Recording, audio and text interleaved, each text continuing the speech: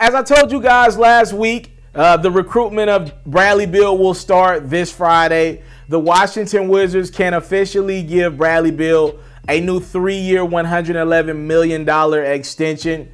Let's just call a spade a spade. There is no reason for Bradley Beal to take this deal today. As a matter of fact, financially, it actually would be a disservice for him to take this deal today, or Friday rather. He could wait a year from now. Bradley Beal still has like 2 years, $55 million left on his current deal. The Washington Wizards got a lot of work to do to prove to him that they can be a winning organization. John Wall is going to miss the entire next year with injuries to his lower leg and foot. What's the point in signing an extension right now?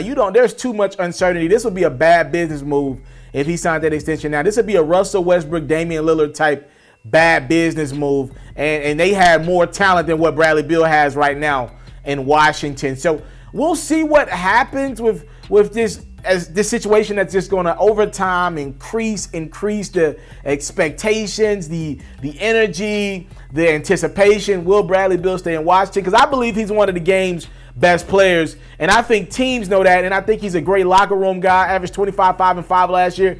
I like Bradley Beal a lot when John Wall is not around. I like Bradley Beal on the basketball. I just think he's one of the game's best shooters, and he's starting to learn that point guard position quite well. The new Washington Wizards full-time GM, he knows that he's got a battle on his hands. And honest to God, truth, he did an interview the other day. He even sounded like if he were a free agent today, or if he were in Bradley Beal's shoes and were a free agent to be in 2 years, he wouldn't sign today, right? He said he's got 2 years left on his deal, and he's from Missouri, and we're going to have to show him, all right? We need to show him that we are about building this the right way, that we aren't going to have character deficient guys around him. We are going to surround him with guys he wants to play with. He saw that right away in free agency with us bringing back Thomas Bryant. Thomas Bryant was a nice little piece that the Wizards were able to get last year. Going to take more than that. It is going to take more than that, man. You're going to have to bring a star in. You're going to have to bring in a star or something. Something's going to have to give via trade, take on a contract. I'll see. I think it'll be interesting to see what they do with John Wall deal, right? Is there a team out there towards the trade deadline or next summer? Because I know Bradley Beal don't want to play with John Wall. Is there a team out there that's crazy enough to take on John Wall with his new deal that's going to be around $50 million towards the end of that thing? Is there a team out there that would give a up-and-coming star, probably not as talented as John Wall? Would you give that guy up and with a chance to take on a John Wall and his contract? It's a former number 1 pick out of Kentucky. That's an interesting question mark. Will a team value John Wall still on A level?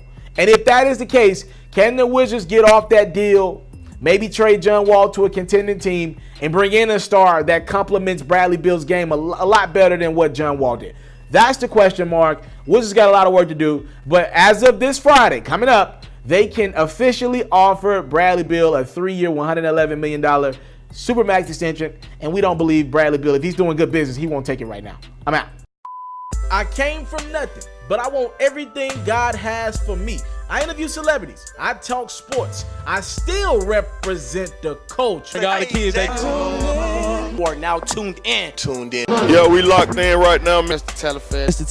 Mr. Taliaferro. Shout out to Mr. Taliaferro. You're watching Mr.Taliaferro TV. Mr. Taliaferro TV. Here with the triple B's, you can't do nothing but win.